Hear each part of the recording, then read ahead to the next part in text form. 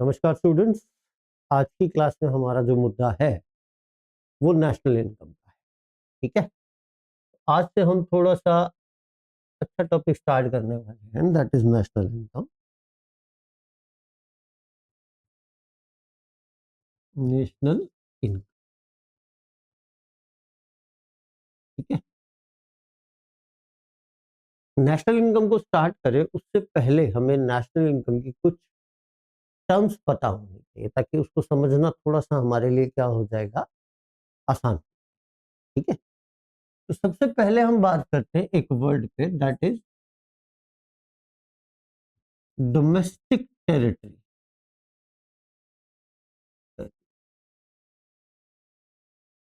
ठीक है, कि किसी भी कंट्री की डोमेस्टिक टेरिटरी में क्या क्या चीज इंक्लूड की जाए।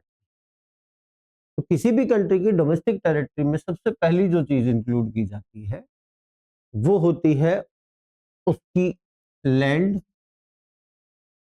एयर और वाटर टेरिटरी।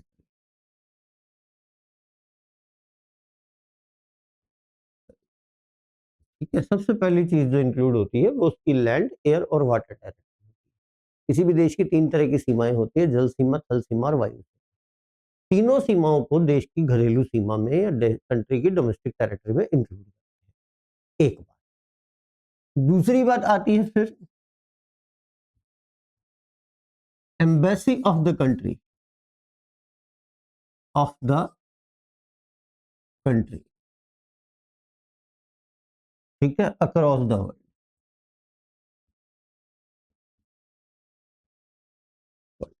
पूरी दुनिया में आपकी कंट्री की जहां भी एम्बेसी है, उस एम्बेसी को हम उस कंट्री की डोमेस्टिक टेरिटरी में इंक्लूड करते हैं।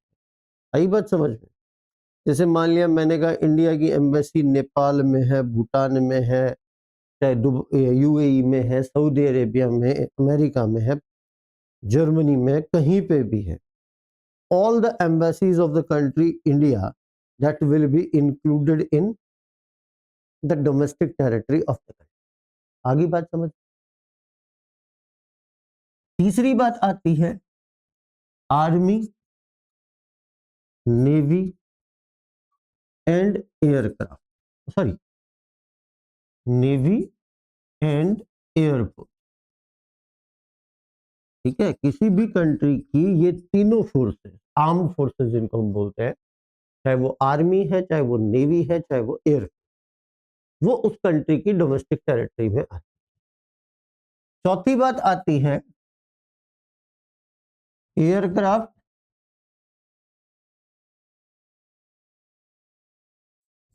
Aircraft and shipping vessels.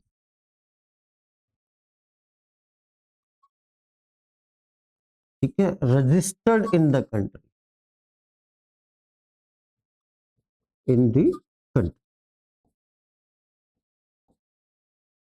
ठीक है, किसी भी देश में जो जितने भी एयरक्राफ्ट हैं जो किसी भी देश को बिलोंग करते हैं, उनका सबका एक रजिस्ट्रेशन नंबर या शिपिंग वेसल्स का एक रजिस्ट्रेशन नंबर। तो जिस कंट्री में वो रजिस्टर्ड है, उस कंट्री की डोमेस्टिक टेरिटरी में उनको इंक्लूड किया। ठीक है, तो किसी भी कंट्री की डोमेस्टिक टेरिटरी चार चीजों से मिलकर बनती है। मैंने वापस कहा, किस किस से मिलकर बनेगी? सबसे पहले लैंड, एयर और वाटर टेरिटरी, एक बात। दूसरी बात शिपिंग वेसल्स, या पहले मैं एम्बेसी को ले लेता हूं, embassy of the country across the world. तीसरी बात हम कर रहे हैं आर्मी, नेवी और एयरफोर्स की। और चौथी बात हम कर रहे हैं एयरक्राफ्ट और शिपिंग वेसल्स जो कि उस कंट्री के अंदर रजिस्टर्ड। ठीक है, दूसरी बात, दूसरी टर्म जो हम नेशनल इनकम में बहुत ज्यादा यूज करते हैं, that is normal resident.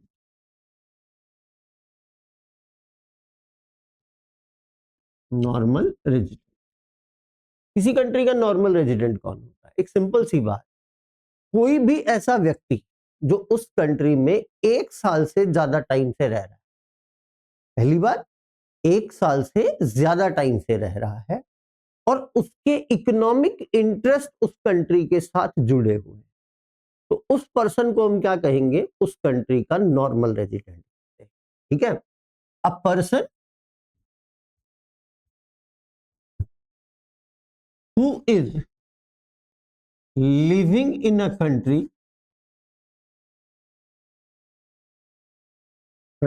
for more than 1 year, 1 year, and his economic interests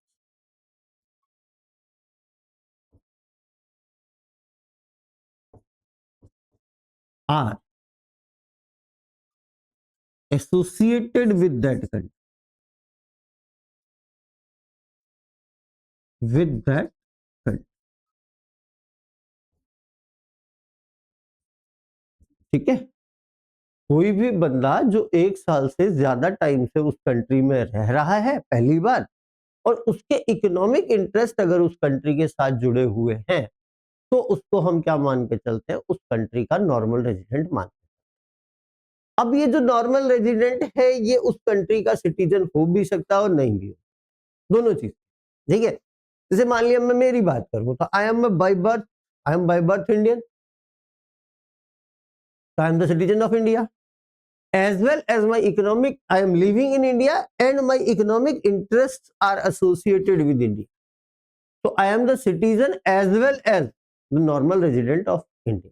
ठीक है, बहुत सारे लोग हैं हिंदुस्तान के अंदर जो सिटीजन इंडिया के हैं, लेकिन वो बाहर जाके कमा के खा रहे हैं, है ना। कोई गल्फ चला गया, कोई यूके चला गया, यूएसए चला गया, कनाडा, और उन्होंने वहां जाकर के अपने इकोनॉमिक इंटरेस्ट जनरेट कर लिए, वो वहां जाके कमा के खा रहे हैं, या वो वहां जाके अपनी इकोनॉमिक एक्टिविटीज के थ्रू लिविंग को अर्न कर रहे हैं। तो वंस उनका 1 साल पूरा हो जाएगा, उसके बाद वो इंडिया के सिटीजन तो रहेंगे, लेकिन वो इंडिया के रेजिडेंट नहीं। उनको रेजिडेंट कहाँ का माना जाएगा, रेजिडेंट उनको माना जाएगा उस कंट्री का जहां पर वो रह रहे हैं और जहां से उनके इकोनॉमिक इंटरेस्ट एसोसिएट। इसीलिए हम उनको क्या बोलते हैं, NRI, that is non resident Indian, क्योंकि वो इंडियन तो है, सिटीजनशिप उनके पास किसकी है, इंडिया की है। वो वहां वर्किंग वीजा पे गए हैं या किसी भी तरीके से गए हैं, काम कर रहे हैं वो वहां पे,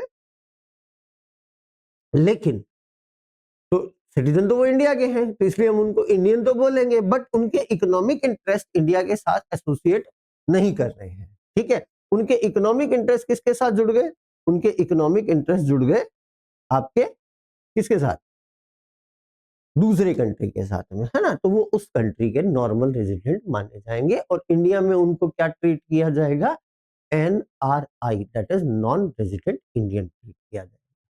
क्लियर हो गई ये बात। अब नेक्स्ट बात पे आते हैं, number 3, which is factor in.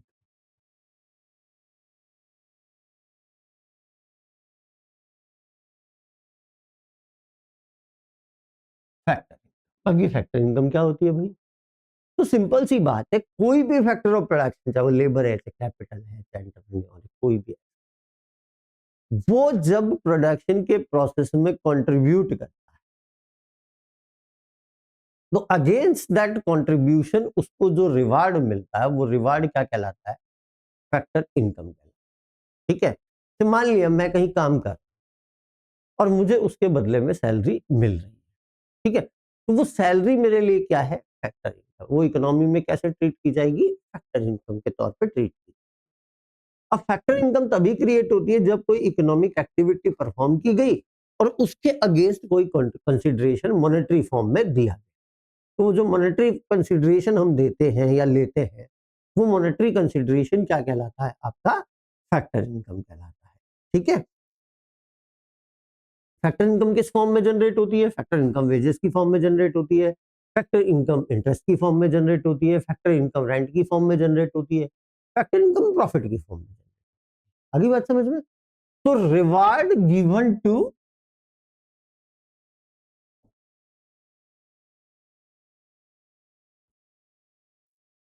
Reward given to factor of production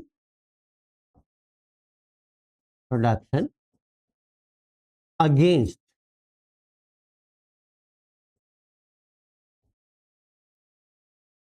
his contribution in production process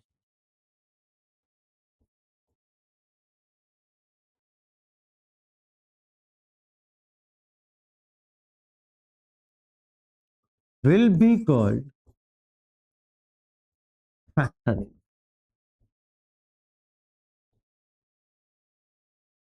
ठीक है, फॉर एग्जाम्पल के तौर पर मैंने कहा, for example wages, salary, profit, rent, etcetera. ठीक है, तो जब भी हम कोई फैक्टर ऑफ प्रोडक्शन के प्रोसेस में काम में लेते हैं, तो अगेंस्ट दैट कंट्रीब्यूशन, उसका जो भी प्रोडक्शन प्रोसेस में कंट्रीब्यूशन है, उसके बदले में उसको जो भी मिलने वाला है वो क्या है, वो फैक्टर। क्लियर हो गई बात? तो फैक्टर इनकम हमेशा तब जनरेट होती है जब कोई फैक्टर ऑफ प्रोडक्शन के प्रोसेस में कंट्रीब्यूट करता है। क्लियर? चलिए अब आगे बात करते हैं। इसके जस्ट बाद नेक्स्ट जो वर्ड हम यूज करने वाले हैं दैट इज ट्रांसफर इनकम।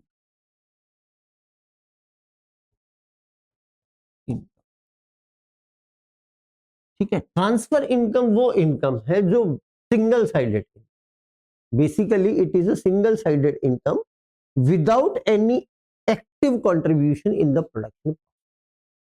हमने बिना किसी प्रोडक्शन प्रोसेस में इंक्लूड हुए, यानी कि ना हमने कोई प्रोडक्शन प्रोसेस किया, कोई गुड्स प्रोड्यूस करी, ना हमने कोई सर्विसेज दी, still we are getting some money और we are getting some income.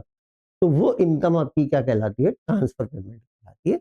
Just like that मैंने कहा ओल्ड एज पेंशन हो गई, विडो पेंशन हो गई। तो इस तरह की जो है आपकी इनकम, वो इनकम क्या कहलाती है? Transfer income. ठीक है, तो मैंने कहा income without any contribution in production process,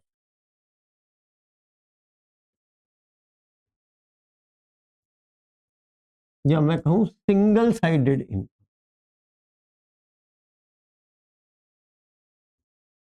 production process will be called transfer.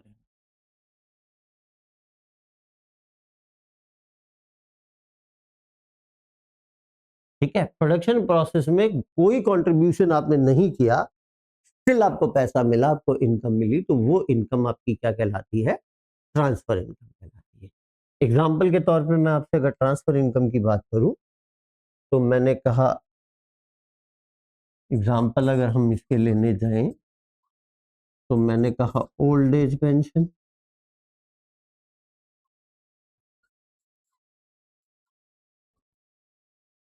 Window pension, है ना। इसी तरीके से आजकल मोदी जी एक चीज और देते हैं, वो क्या कहते हैं, लाडली बहना योजना, या इस तरह की लाडली लक्ष्मी योजना में जो पैसा मिलता है ना, किसान सम्मान निधि में जो पैसा मिलता है, ये सारा का सारा पैसा जो है ये क्या कहलाता है? Transfer income. ठीक है, नेक्स्ट पार्ट, डायरेक्ट टैक्स। दोनों ही टैक्सेस ले लेता हूं मैं, डायरेक्ट टैक्स और इनडायरेक्ट। पहले डायरेक्ट टैक्स लेता हूं। डायरेक्ट टैक्स वो टैक्स है जिसका बर्डन आप किसी दूसरे बंदे पे ट्रांसफर नहीं कर। ठीक है, the tax whose burden can not be shift on the other person, that type of tax will be known as direct tax. ठीक है, अब डायरेक्ट टैक्स में इंसिडेंस ऑफ टैक्स और इंपैक्ट ऑफ टैक्स, ये दोनों ही घटनाएं। इंसिडेंस ऑफ टैक्स का मतलब होता है टैक्स का लगना, और इंपैक्ट ऑफ टैक्स का मतलब होता है टैक्स का बर्डन बियर करना। तो जिस टैक्स के अंदर इंपैक्ट ऑफ टैक्स और इंसिडेंस ऑफ टैक्स, दोनों ही तरह के टैक्स किस पर होते हैं? एक पर्टिकुलर पर्सन पर होते हैं। ठीक है, या जिसको शिफ्ट नहीं होता, एक ही व्यक्ति पर होते हैं। तो इस तरह का टैक्स क्या कहलाता है? आपका डायरेक्ट टैक्स कहलाता है। ठीक है, तो the tax whose burden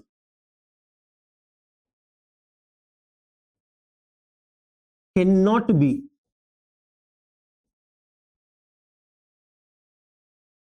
shift on other person will be called direct tax.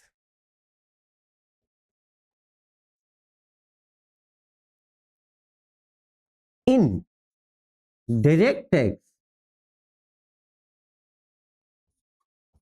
incidence of tax, of tax, and impact of tax will occur on same person. ठीक है, एग्जाम्पल लिया मैंने, सबसे सिंपल एग्जाम्पल इनकम। ठीक है, अब income tax का burden किसी दूसरे व्यक्ति पे ट्रांसफर नहीं किया जा सकता। मेरी इनकम पे लगा मैं भुगतूंगा, आपकी इनकम पे लगा आप। ठीक है, तो ये इसका सबसे सिंपल एग्जांपल है जिसको हम क्या कहते हैं, डायरेक्ट टैक्स का एग्जांपल है इनकम टैक्स या कॉर्पोरेट टैक्स भी। पर इनकम टैक्स को अगर दो हिस्सों में क्लासिफाई करें तो कॉर्पोरेट टैक्स और पर्सनल इनकम टैक्स दोनों ही डायरेक्ट टैक्स के एग्जांपल है। गिफ्ट टैक्स आपका डायरेक्ट टैक्स का एग्जांपल है, वेल्थ टैक्स आपका डायरेक्ट टैक्स का एग्जांपल है। ठीक है, नेक्स्ट बात आती है इसके बाद इनडायरेक्ट टैक्स।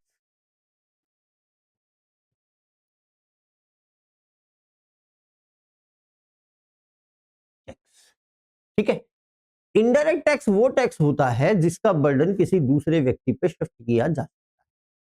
ठीक है, अल्टीमेट बर्डन जिस टैक्स का कंज्यूमर बियर करता है वो टैक्स क्या होता है, इनडायरेक्ट टैक्स।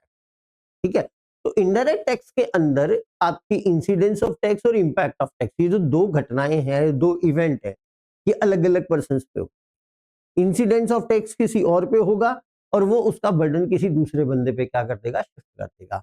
एग्जाम्पल लिया जाए तो सबसे सिंपल एग्जाम्पल है जीएसटी। ठीक है, जितने भी इनडायरेक्ट टैक्सेस हैं, जीएसटी हो गया, एक्साइज ड्यूटी हो गया, आपका वैट हो गया, क्योंकि अभी वैट और एक्साइज ड्यूटी एग्जिस्टेंस में है इसलिए मैं इनको एग्जांपल के तौर पे ले रहा हूँ, बाकी मोस्टली तो जीएसटी से रिप्लेस हो गया। तो goods and service tax, excise duty, आपके कस्टम ड्यूटी, आपका वैट, ये सभी किसके एग्जाम्पल है, इनडायरेक्ट टैक्स के एग्जाम्पल है। क्योंकि ये लगते तो सब ट्रेडर के ऊपर है या प्रोड्यूसर के ऊपर लगते हैं, और अल्टीमेटली इसका बर्डन कौन बियर करता है, इसका बर्डन बियर करता है कंज्यूमर। इसलिए हम इनको क्या मान के चलते हैं, इनडायरेक्ट टैक्स मान के चलते हैं। ठीक है,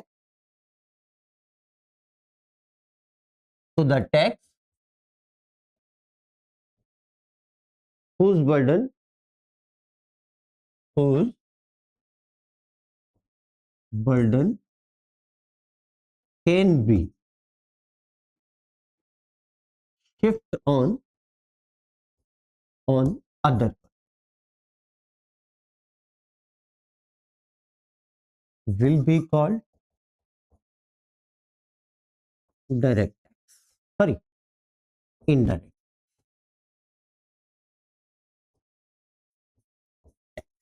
In indirect tax, incidence of tax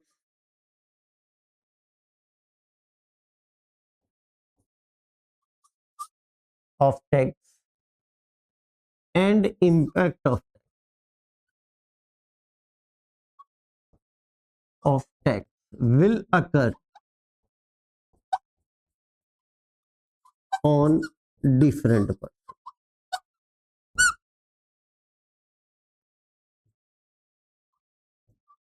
ठीक है, एग्जाम्पल लें तो हमने क्या लिए, हमने लिया जीएसटी, हमने लिया एक्साइज ड्यूटी, हमने ली कस्टम ड्यूटी, एक्सेट्रा। ये सब किसके एग्जाम्पल है, ये इनडायरेक्ट टैक्सेस के एग्जाम्पल। आगे बात समझ में। तो दो तरह के टैक्सेस आपके पास होते हैं, डायरेक्ट टैक्स भी होता है और इनडायरेक्ट टैक्स भी होता है। डायरेक्ट टैक्स में आप टैक्स का बर्डन किसी दूसरे बंदे पे ट्रांसफर नहीं कर सकते, जबकि इनडायरेक्ट टैक्स में टैक्स का बर्डन किसी दूसरे बंदे पे ट्रांसफर हो जाता है। क्लियर हो गई बात। अब आते हैं हम नेक्स्ट बात पे। नेक्स्ट मुद्दा आया सब्सिडी का। ठीक है, अगली जो टर्म हम यूज करने वाले हैं, मैं आज केवल टर्म्स पे बात करूंगा आपसे, ताकि आपका एक नेशनल इनकम को पढ़ने से पहले उसकी जो टर्मिनोलॉजी है उसका बेस तैयार होता है।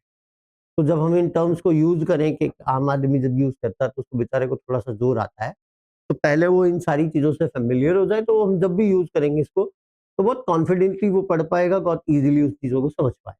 ठीक है, तो सब्सिडी क्या होती है? बेसिकली सब्सिडी एक रिबेट है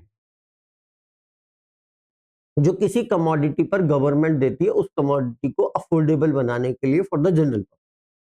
ठीक है, कि मान लिया अभी जैसे अपन बात करें सोलर पैनल, अब सोलर पैनल मार्केट रेट पे खरीदा जाए बहुत महंगा पड़ेगा, आम आदमी क्यों लगवाए इसको? तो गवर्नमेंट को चाहिए, गवर्नमेंट चाहती है कि सोलर पैनल आप लगाओ, तो गवर्नमेंट ने क्या करना शुरू कर दिया, उस पर सब्सिडी देना शुरू कर दिया, ताकि उसकी प्राइस क्या हो जाएगी, कम हो जाएगी, कम होते ही वो आपके लिए अफोर्डेबल हो जाएगी। ठीक है, तो rebate given by the government,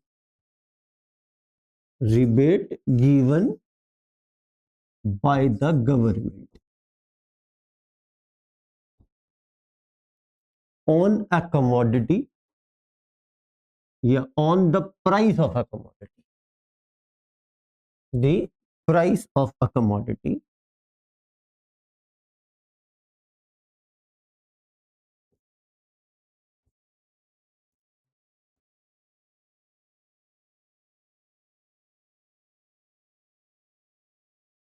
to make it affordable।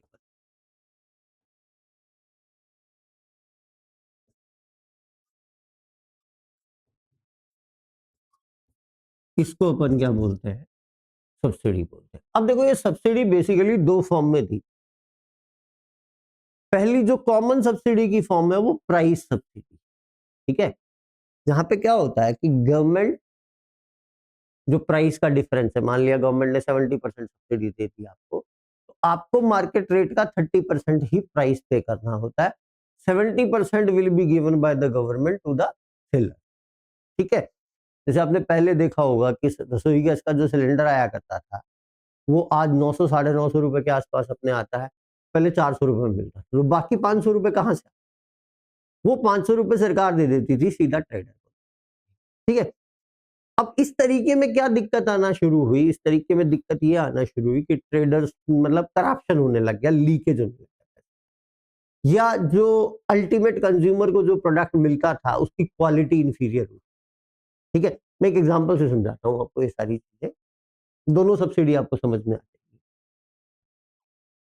मान लिया मैंने कहा वीट 20 रुपए केजी, ठीक है, और जो एक पुअर पर्सन है, गरीब व्यक्ति, ठीक है, एक पुअर पर्सन है, या जिसको मैं बीपीएल लिख देता हूँ, चलो बीपीएल है, इसके पास बेचारे के पास 2 रुपए ही। ठीक है, अब वो 20 रुपए की चीज 2 रुपए में तो उसको मिलेगी नहीं, तो वो तो बेचारा गेहूं ही नहीं खरीद पाएगा, तो भूखा मर जाएगा वो। तो गवर्नमेंट ने कहा भाई तू एक काम कर, तू ये 2 रुपए लेके बढ़िया के पास चला, ठीक है, व्यापारी के पास चला जा, 2 रुपए दे दे, तेरे को वो 2 रुपए किलो में गेहूं दे, फाइन। और जो बचे 18 रुपए हैं, मान लिया यहाँ पे गवर्नमेंट है तो इसने दे दिए 2 रुपए, और बाकी जो पैसा है, ठीक है, इस बीपीएल ने कितने दे दिए, 2 रुपए दे दिए, किसको, इसको, और बाकी जो 18 रुपए है वो गवर्नमेंट पे कर देगी, किसको, व्यापारी, खत्म। तो अगले को 2 रुपए में चीज भी मिल गई, उसके लिए अफोर्डेबल भी हो गया, सामने वाले सेलर को जो है, वो जो ट्रेडर है उसको 20 रुपए भी मिल गए। ठीक है, तो इस तरीके से गवर्नमेंट सब्सिडी दिया करती थी, और इस सब्सिडी को हम नाम देते थे प्राइस सब्सिडी, फाइन।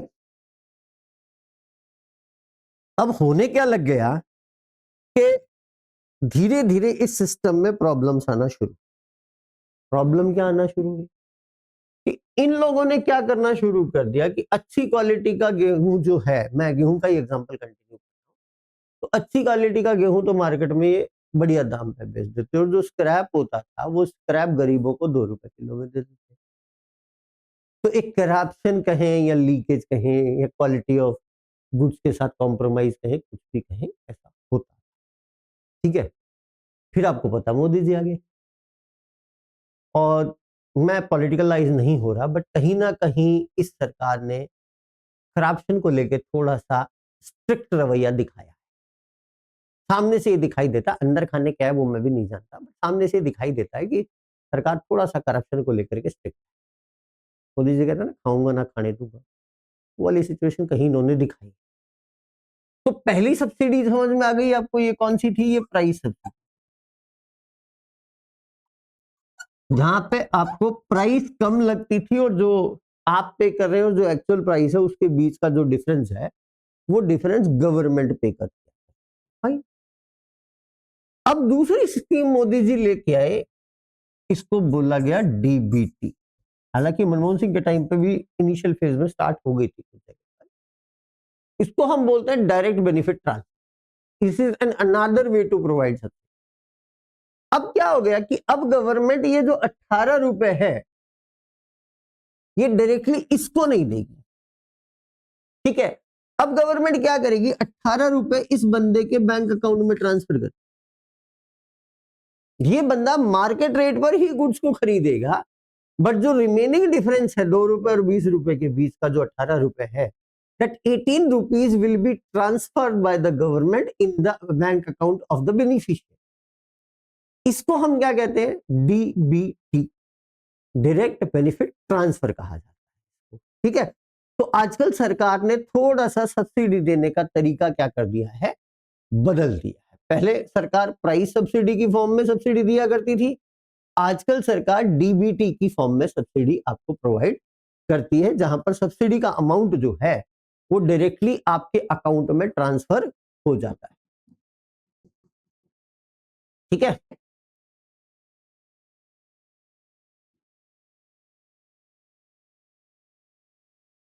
ठीक है, तो दूसरा तरीका डीबीटी का या डायरेक्ट बेनिफिट ट्रांसफर का है। तो इन दो तरीकों से सरकारें आपको सब्सिडी प्रोवाइड करती है, क्लियर। अब आते हैं नेक्स्ट बात, ठीक है। नेक्स्ट मैटर आया depreciation.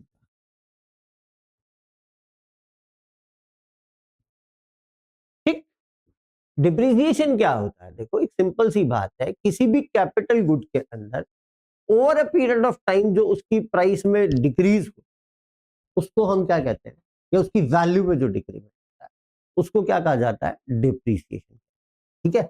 Decrease in the value of a capital good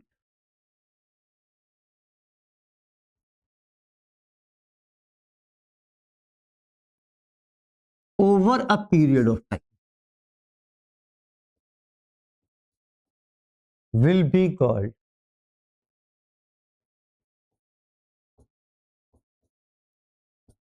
depreciation, ठीक है।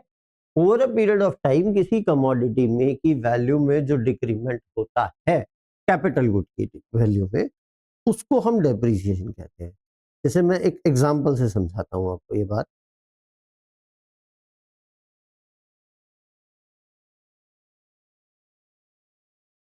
ठीक है, एग्जांपल से समझाता हूं।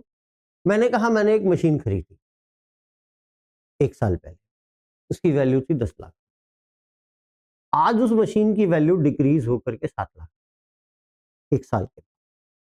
तो इसका मतलब जो वैल्यू का डिक्रीमेंट कितना हुआ, 3 लाख रुपए का। ये 3 लाख रुपए क्या है, डिप्रिसिएशन है, जो उस कमोडिटी की वैल्यू में लगे। आगे बात समझ में। तो अगला मैटर होता है डेप्रिसिएशन। फिर हम कुछ क्लासिफिकेशन ऑफ गुड्स पे बात करते हैं।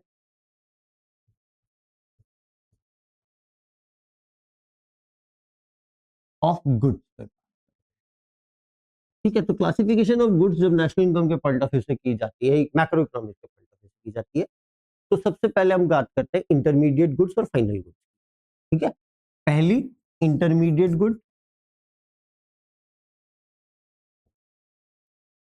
गुड और दूसरी होती है फाइनल,